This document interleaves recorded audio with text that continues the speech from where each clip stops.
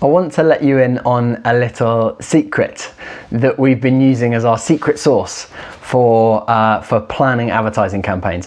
We've recently completed some planning for one of our clients, and the effect of which is a huge uplift in the number of customers that are coming through and decreased cost per customer. And the reason and the way we've achieved this is by utilizing our proprietary model of planning, which is the consumer DNA model, and I want to share that with you now.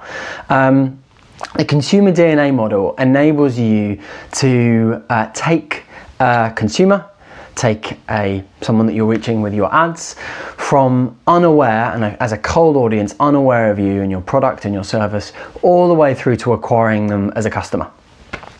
And the way in which this works is, as I say, consumer DNA model. That D, that N, and that A stand for individual phases as a narrative to take someone through, to take them from cold and unaware all the way through to acquiring them as a customer.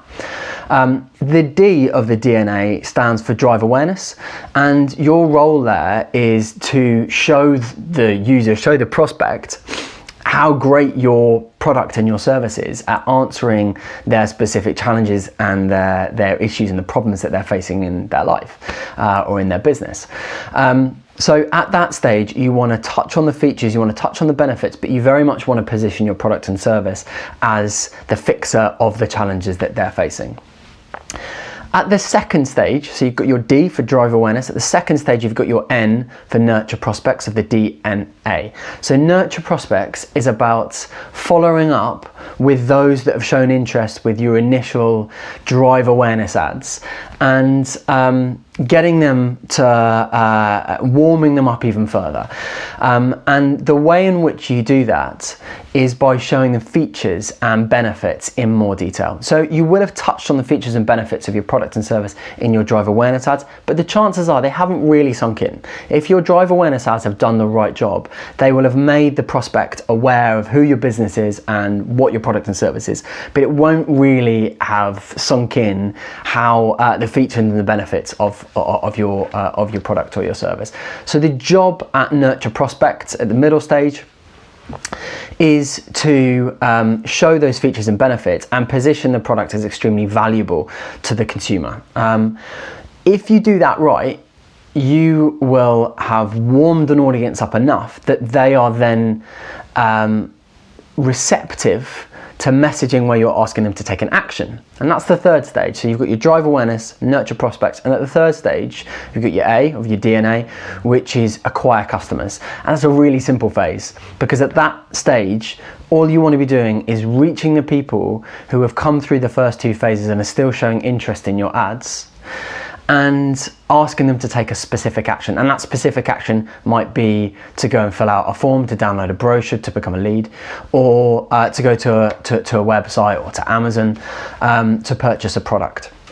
And if you've done those first two stages right, you will have an extremely receptive audience that you'll get a far, far greater return on investment from than you would have just running ads to a cold audience, asking them immediately to take action, because you've warmed them up.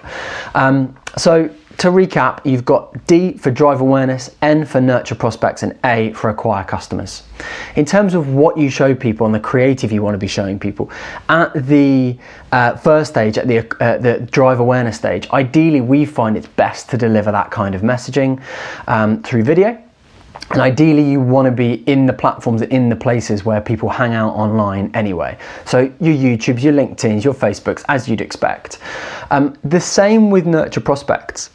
You want to be reaching an audience which is engaged with your initial drive awareness ads.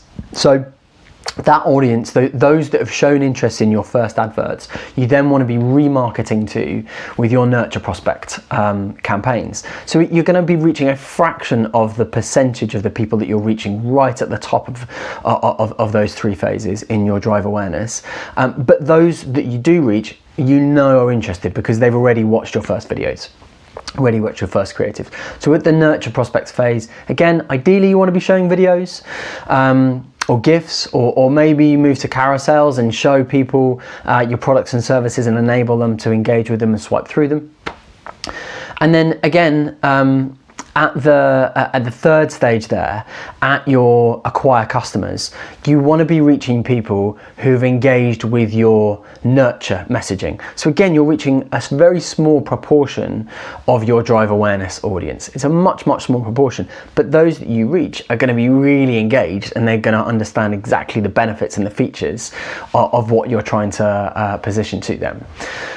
So as I say, at that stage, it's very nice and clear. All you want to be doing is asking them to take an action, going to a website, downloading whatever you want them to download. Make it nice and simple. Don't try and overcomplicate the creative. All you really want to be doing there is giving them single image ads, GIFs, very simple creative that enables you to reach them at the right place at the right time with a very relevant and simple message, and ask them very clearly to take an action. That's where you're going to get your best results, and that's where you're going to generate your best return on investment.